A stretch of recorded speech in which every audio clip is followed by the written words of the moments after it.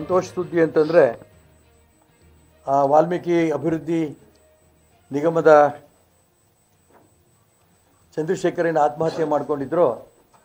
ಅವರಿಗೆ ತಕ್ಷಣ 25 ಲಕ್ಷ ರೂಪಾಯಿ ಪರಿಹಾರ ಕೊಡಬೇಕು ಮತ್ತು ಅವರ ಶ್ರೀಮತಿ ಕವಿತಾರವರಿಗೆ ನೌಕರಿ ಕೊಡಬೇಕು ಅನ್ನೋಂಥ ಅಂಶವನ್ನು ನಾವು ಅನೇಕ ದಿನದ ಬೇಡಿಕೆ ಇಟ್ಕೊಂಡು ಹೋರಾಟ ಮಾಡ್ತಿದ್ವಿ. ನಿನ್ನೆ ಮುಖ್ಯಮಂತ್ರಿಗಳ ಕಚೇರಿಯಿಂದ ಸವಿತಾ ಅವರ ಮನೆಗೆ ಫೋನ್ ಬಂದಿದೆ. ನೀವು ಕವಿತಾ ನಿಮಗೆ ಅದರ ಬಾಂಡ್ ಪೇಪರ್ನ ನೀವು ತೊಗೊಂಬನ್ನಿ, 25 ಲಕ್ಷ ರೂಪಾಯಿ ನಿಮಗೆ ಕಳಿಸ್ತೀವಿ ಅನ್ನೋಂಥ ಮಾತನ್ನು ಕೂಡ ಹೇಳಿದ್ದಾರೆ. ಜೊತೆಗೆ ಅವ್ರ ನೌಕರಿನೂ ಕೂಡ ಕೊಡ್ತೀವಿ ಅನ್ನೋಂಥ ಅಂಶವನ್ನು ಕೂಡ ಅವ್ರ MD ನನಗೆ ಫೋನ್ ಮಾಡಿ ಹೇಳಿದ್ದಾರೆ, ಖಂಡಿತ ನೌಕರಿ ಕೂಡ ಕೊಡ್ತೀವಿ ಅಂತ. ಮತ್ತು ಅಟ್ರಾಸಿಟಿ ಕೇಸನ್ನು ಹಾಕಿ ಅದ್ರ ಮುಖಾಂತರ ಜಿಲ್ಲಾಧಿಕಾರಿಗಳನ್ನೇ 8.5 ಲಕ್ಷ ರೂಪಾಯಿ ಹಣ ಕೊಡೋದಕ್ಕೆ ವ್ಯವಸ್ಥೆ ಮಾಡ್ತಾ ಇದ್ದೀವಿ ಅನ್ನೋಂಥ ಅಂಶವನ್ನು ಕೂಡ ನಿನ್ನೆ ಮಾನ್ಯ MD ಅವ್ರು ನನಗೆ ಫೋನ್ ಮಾಡಿ ತಿಳಿಸಿದ್ದಾರೆ.